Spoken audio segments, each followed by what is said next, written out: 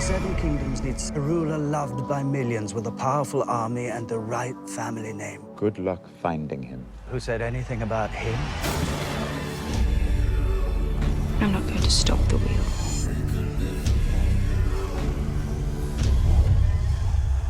I'm going to break the wheel.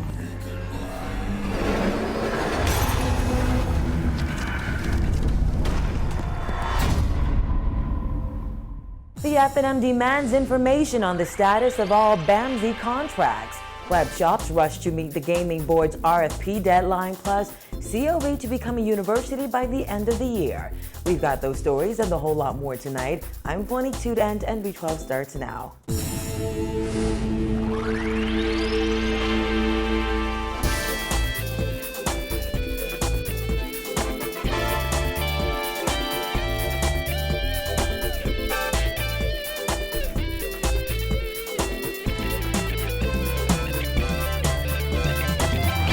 Topping news tonight, opposition leader Dr. Hubert Minnis charged today that the improper granting of the contract for the construction of BAMZ's male dormitory throws all of the other BAMZ contracts into question.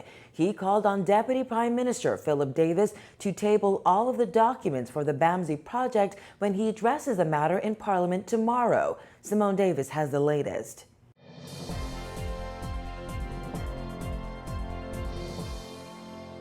Amid controversy surrounding the fire-damaged male dorm at BAMZ, opposition leader Dr. Hubert Minnis is now demanding information on the status of the other 13 BAMZ contracts and whether the other buildings are insured. Minnis was responding to the recent revelation that there is no evidence that the male dorm was ever insured. He suggested that the reason there is no evidence is because it was never insured. I had asked that question in Parliament, that the contracts for the other buildings should be provided and laid in the House so that we can see and review just how this particular building had no insurance coverage.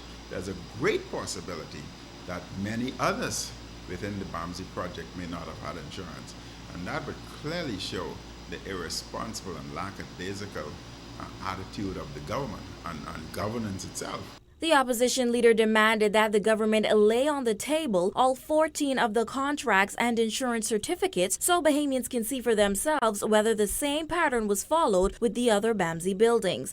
Minnis says he has already requested this information from the Deputy Prime Minister. I had asked that question in Parliament, that is on the record, and had asked that the government lay the contracts of all the BAMZ buildings in Parliament so that we can review and see for ourselves.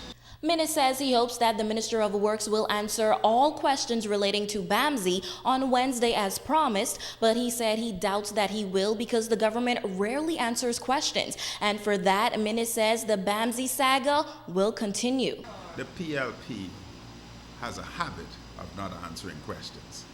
We have a slew of questions in Parliament that we had asked. They don't answer questions.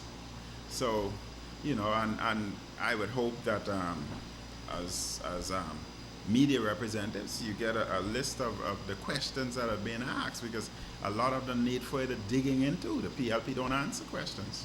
Minnis said Davis must also say who will pay to rebuild the male dorm, adding that if the Bahamian people are made to pay, it would be yet another tax. The opposition leader called BAMZ a multi-million-dollar mistake that shows slackness in the government. Minnis says he knew that BAMZ would be a disaster from the beginning because although the government had its doubts, it still proceeded to build the institution. This is only the tip of the iceberg, you know. There's a lot more to come. Keep your ears open. There's a lot more to come. This is the tip of the iceberg. The BAMZ story continues. Reporting for NB12, I'm Simone Davis. Bahamians have waited nearly 2 months for a complete and full reporting on the BAMZ Insurance fiasco. Here's a look back at what has transpired since the January 15th blaze. Thousands of taxpayer dollars went up in flames on the night of January 15th when reports of a massive fire at BAMZ's male dormitory surfaced. And we are continuing our efforts to determine exactly what caused this place and the significant amount of damage. 1 month later, 50-year-old Dave Dion Moxie was charged with setting fire to the male dorm. However, questions over whether the building was insured lingered. It's a question government officials refused to answer until February 25th, when Works Minister Philip Davis revealed the building was not insured at the time of the fire. Because of the delay and the fact that the contractor failed to pay the annual premium, the insurance coverage lapsed. However, opposition leader Dr. Hubert Minnis wasn't buying it. The member must explain to this parliament who will take the cost of this, of the reconstruction or the completion of the building. Contractor Otley Hanna told NB12 he thought the building was insured, but admitted his attorney would have to double check. As far as I'm concerned, the building was insured. Now, I don't know if the insurance collapsed because we did run over because of circumstances beyond our control. Some long lead item was waiting for, and it took a long time. It just reached about 2 weeks ago and 100. Otherwise, the building would have been finished on time. When asked the name of his insurance company, Hanna said Southern Alliance. However, the company is not listed in the phone book or on the Insurance Commission's website.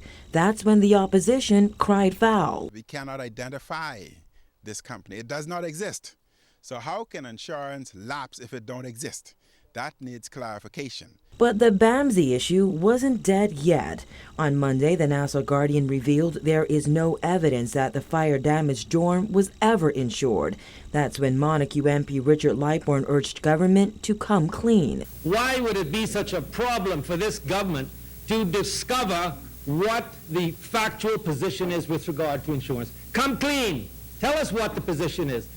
The BAMZ Insurance fiasco also begs the questions: who issued public checks without confirming an insurance certificate was in place?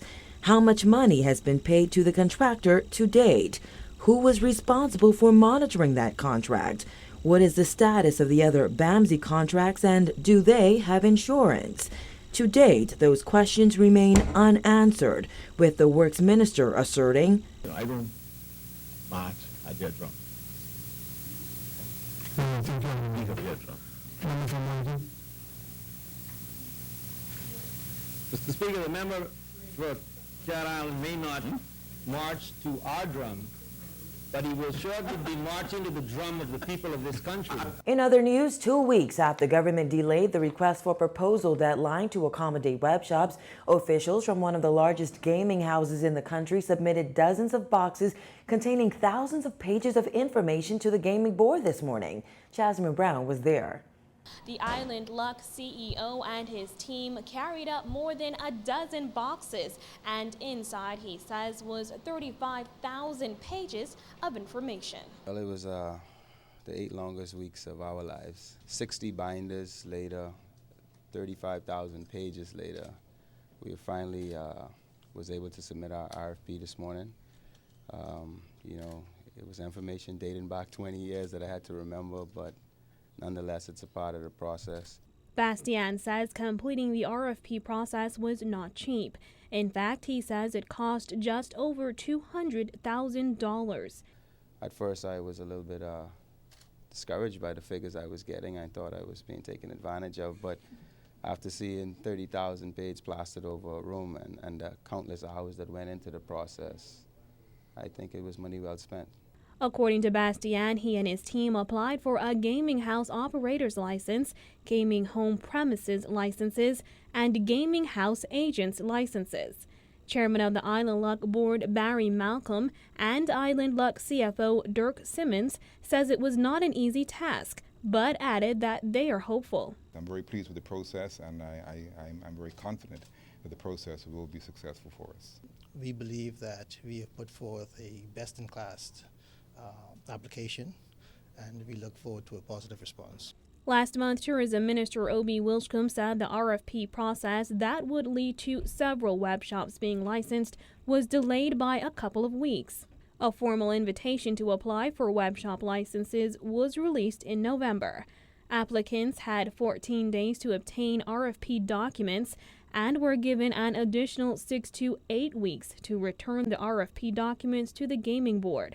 According to the RFP that was previously tabled in the House of Assembly, Bahamians who applied were required to pay a non-refundable $100,000 deposit for a gaming house operator's license, plus $30,000 for each gaming home premises license they apply for. Now that the RFP process has been completed, Bastian says all that's left to do is sit back and wait. We're just excited that this process is now in its final phase. So for us now, it's just a waiting game, and hopefully we'll become successful applicants. Reporting for NB12, I'm Jasmine Brown. While there are no proposals for a tuition increase at the College of the Bahamas, COB Council Chairman Alfred Sears admits it is not off the table. COB's leadership team held a news conference on the progress of the institution's transition to university, which is expected to happen by the end of the year.